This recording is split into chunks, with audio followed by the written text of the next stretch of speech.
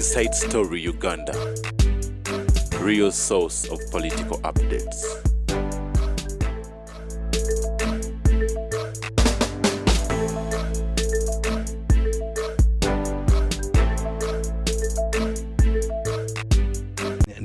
The politics of Echidori, you cannot defend the arrest.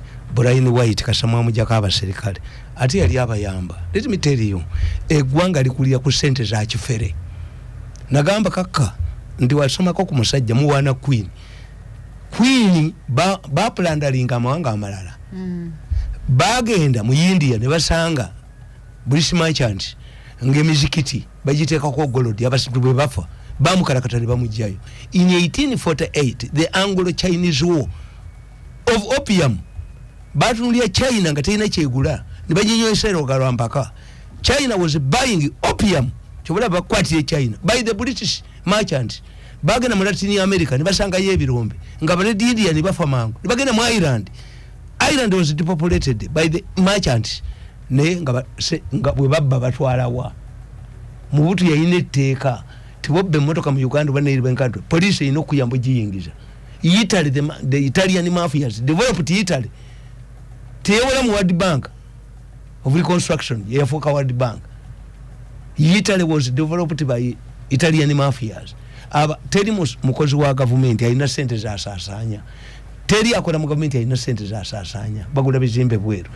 The Brian Whites, the Semwangas, the Sipapas, unless they are engaged in criminal activities, unless they nga sente bagala kusula government.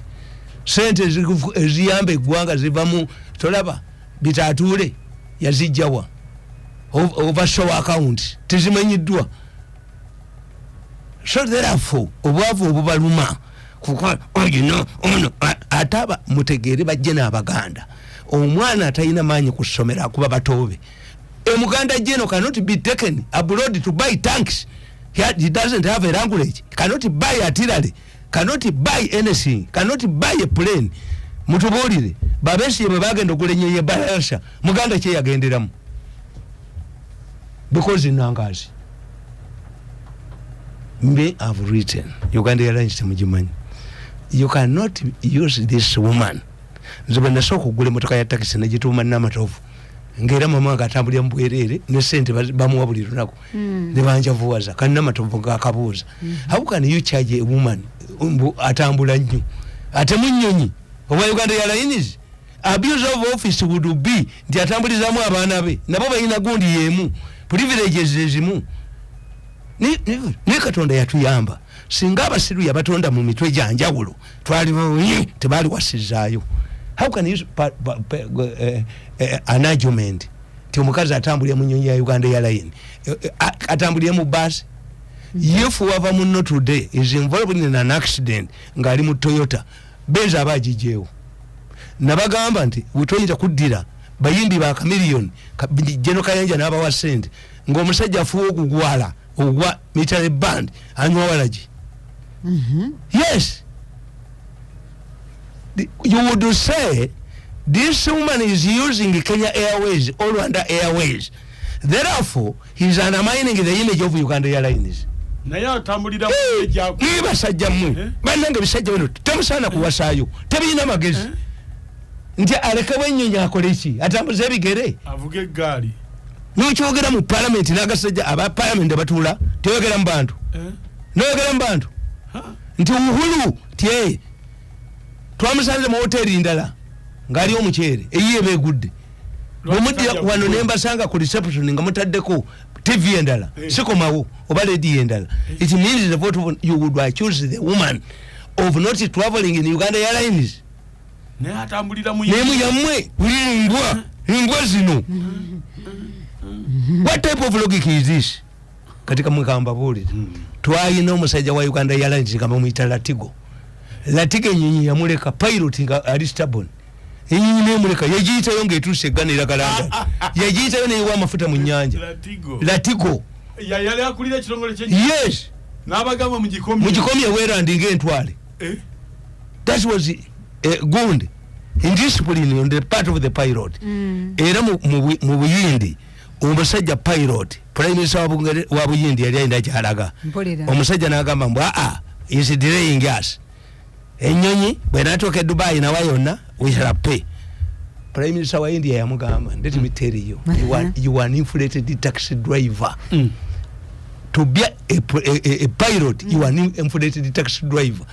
Mukula yagende Makerere bamugobayo wasini yafo yakole ebigezo bya Jimati nabigwa ate certificate y'ennyonyi okuvuga ennyonyi pilot bavanga mu sini yafo ate erina muki is technical tuyina kyoli. Paulo Muwanga n'agenda ekagoma omwawule n'ayibulira enjiri nga nasanyusa Paulo Muwanga namuga gwenkyane mukazi wo mugenda bweru.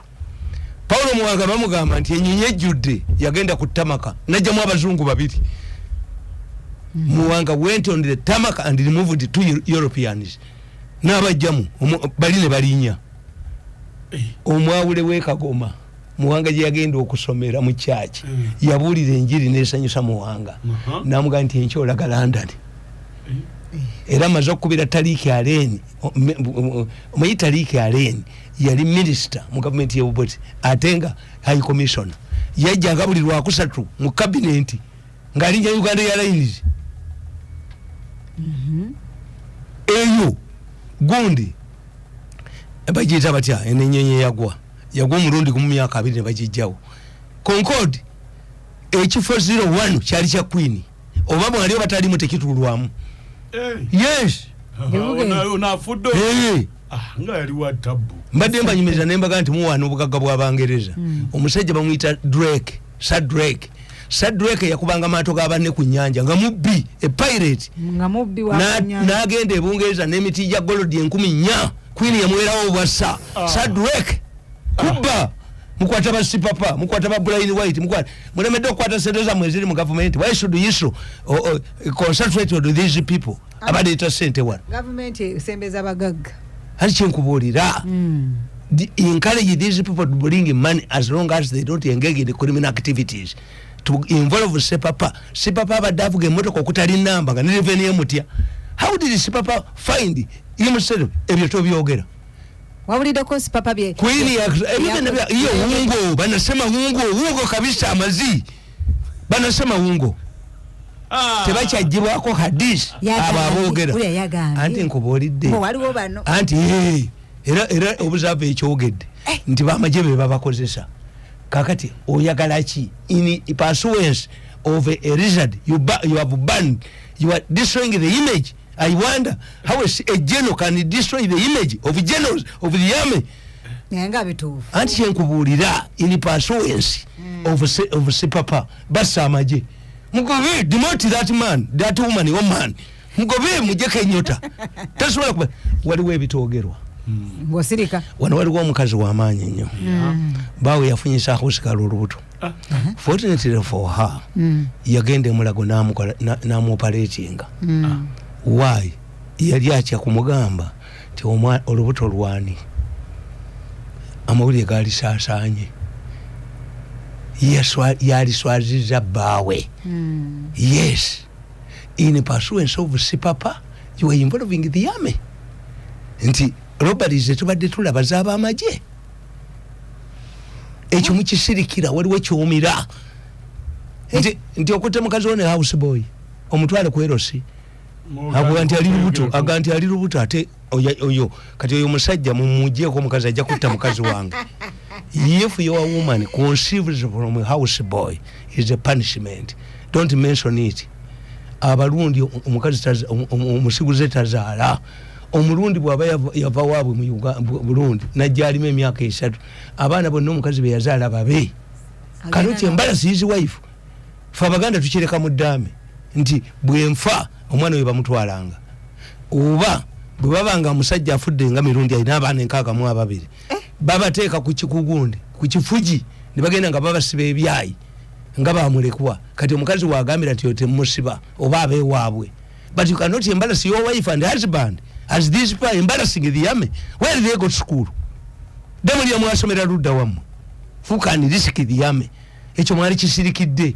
They are saying nti speaker bamunonya noyogere nanga ti namba 3 wegwanga bamutweringa how mwalivudene muganti fetu badi tukola routine yaffe ali okay nenga munonya bachi bamugoberera. But if me I have soldiers around here, how can they protect the speaker of parliament? If the speaker of parliament is threatened, then who is safe? You end up embarrassing the government. You are now destroying the image of the army.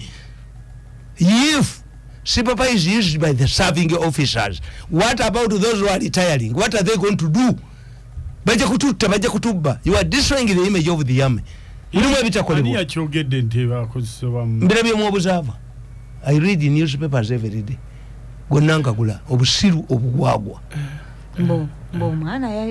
So, kakati muyambani.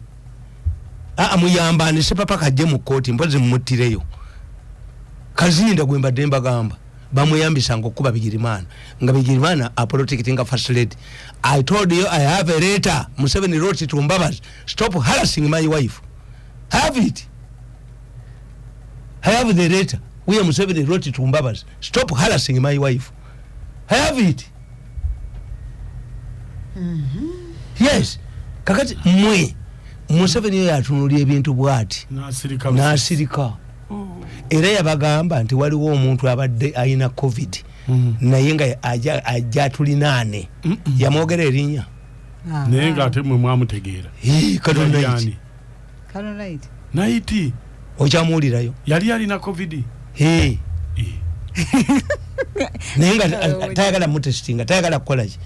Museveni bamulumya oluggi oyo omukazi gundi ono eyali mwena gy'omugiso yamuyita namuga nti jangu oyogere mu bantu ab'amasannyalaze Muloni Museveni bwagamba nti jangu oyogere toyogerera Kazindaloke no yajja mu motoka kukwata Kazindaloke president n'ateeka engalo ebweru oluggi ne lumukwata ate motoka baali bagikuttemu motoka eyasooka nga bagala bazijjewa wava muno the first vehicle yakwata omuliro nga yakagivaamu eyokubiri neyeggala eyokusatu nemuluma oluggi eri motoka editekitinga nze era kasita president yaluma oluggi nali nadduse edda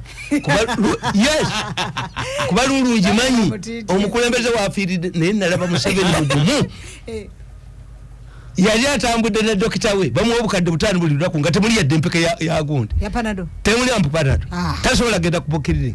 Museveni held his finger. Omanyi oluggi olwo nti lwa kilograms 6 olwamuluma olwala. Museveni is a brave man. Like this man has told them that Mirundi is a brave man. Yabakugena abamalawo the Canadian investor. Nze nali natemye dda babuuza omusajja dokita olinawo panado nga briefcase gyatambula nayo nkalu. But Museveni sent him back to Bombo. Nezi wandakamu obutitizo okudduka mama kufananga wesenso president bwe yabanga atambule bwero baludda nga sigenda yo ku airport waliwo olunaku lumu mvuka yali atamidde yanywanga omwenge naye nga tebamumanyi president alinnya akasozi agenda alaba atira le Masindi omuvuka naagwa Museveni yasigalawo ng'ayimiridde pana kimbia kabaserikale Masindi kibatwala. Museveni stood up yagwa nga nange nadduse olwagwa abasirikale yasesitinga ng'omuzindalo ng'okumu tekukola nga nadduse dda olwani yawezanga pana kimbia era waliwo yampita ekiro nga Bukenya agenze amujjuzizza bamulaba mu nnyonyi e London abasirikale ne bankubira essimu ekiro create us a diversion. Muzeyi bamulabye mu passenger plane ayina ennyonyi 2 n'ekicreatinga nayina ba allies mawulire. The Museveni is checking the comfortability of the Gundi economic class. Bukenya namugamba we are not supposed to tell the whereabouts of the president. That's a rule. Bukenya namugamba nti yayogedde whereabouts sizo yampita kiro nga sijja gendayo nye sijja gendayo golinde buche kumwecha nengenda Mirundi, what did you do ne munyonyola? A soldier told me, no, nati omusajja oyo ow'amagye yajja n'akuba salute n'amuga Mirundi created the diversion for us akakuteyo. Museveni nangamba from give Mirundi unfettered access to me, never talk to soldiers. Nimpita nagamba Bukenya gwe Bukenya. Museveni amala ogenda n'ensigala ne Bukenya n'amiri yakyambadde nemuga Bukenya kankubulira olwaleero gavumenti eringa loole gw'oyinako nti nze namusito gwa nyama bwanyafirwa buli omwanya nako munyago gwe ate namugamba president nti omusajja ono yankozesanga edda naye bwenjogera byeyali yankozesa tukusuule omusiba Bukenya nadduka Bukenya namukuba ne muteeka ku ttaka banalwiso ne bampita nakuba akatambi yavaawo obufi yagamba Mr. Mirundi obukolwa obumanyi ikodidemu obukolwa nze tusobola kuneereka ku muzukulu wa Niera Muliro kakati kamalirize yes kamalirize n'ekintu kimu ekyekenya mukiraba tukiraba nakiwandiikako nabagamba mu katabo kange kano nakwandika ku Bobi Wine is it a revolution or victory nakawandika ngendako z'omwezi God bless you completed on Sunday 23rd July 2017 at my residence in Zana anti ninga tewali alikabba nange ntambula ngakabba nine mbiri zange nine mbiri yengenda baweweeta buli wentuka bawewe kyobola bambagambye nina Salva Kiir nina gonde Salva Kiir wali namubula mukuba macha nina namwenda ajja kuba kumbute ebbiri ngenda kunemwingako mwenda mugezi is a highly intelligent man yabagamba nti whenever you attack this man the man gets the last laugh kutoka kwa insist tekaliziddamu enja kudda ku paalo yabala musijja jiddamu naye omusajja yabagamba go back and restore those programs if you want $10 million from me numulema omujozi nga fuluma nezi n'amazina mu ddiro lyange ku byuma as long as I have my machines temujere kimusobola kunkola. Uncle Sam apologized. Uncle Sam stood up and apologized to the Canadian. Video njina aya adamu 7 times abinzi yakuba agenda nti abi tasobola yabagamba bamugamba nti ebyuma biketaba opposition nabagamba abombesobolera naye mwe mujoga abantu ebyuma ajja kubisigaza bigula millions of dollars 16 biri mu yiso biri mu military intelligence biri musabe wange waliwo omuserikale yagendayo bamukuba emiggo ne kadi n'agisuulawo ne wajja yajja bukubba mu sente mbakutiyaga sente mwegali bamala kulagira zikozesa tabiyingiranga mwabitya bimukuba ebigo mwenda oyo atatya nnyo ugambye atya nnyo tabiyingirangamu yadde biringizaamu ekanisa teyingirwa muntu waliwo yagenda okubba mu sente nasanga timba muzinzi osanga mu empologoma nga mwana wo nze mbimanyi nzekka n'omukyala tayingira waliwo ow'eddalwa ayingiramu naye bajja mukuba ebigo mwenda ayirini alabika mu bakazi wini tayirinyangamu babirinyamu babisobola tosanga mu emisota nakugenda nti jjajjange yayina enswera 2 nga bojja sezimuwerekera nange bwentuuka ewaka ewange nenga nti abakuumi bawano muliwa enswera ezi zijja nezisinza naye onagenda azunga gwozungirako omumanyi kakati nabawandikira akatabo kano nembagamba Paulo Muwanga underestimated Yoweri Museveni and concentrated his efforts on Dr. Kayira because Kayira had a strong political base in Buganda and the Catholic. He had a PhD in criminology which he attained from the United States, and he was a strong Catholic in Uganda. Museveni's triumph in the 80s was a surprise to many. What about Frederick Chiruba, who defeated Dr. Kenneth Kaunda in Zambia? Kaunda used to ridicule the trade unionist as a political novice, who was even a Congolese. What happened? Chiruba later took over power. Has anyone forgotten the recent American election? Obama dismissed Trump in the presidential campaigns, arguing that governing America was a task more difficult than hosting a television talk show. Obama arrogantly pointed out that having been a president of the United States for 8 years, he was sure that Trump could not be voted into power. He witnessed the same being sworn in as president of the White House. What has happened in Kenya? This is the same. Obama said Trump is a talk show host. Alinga Mukunja.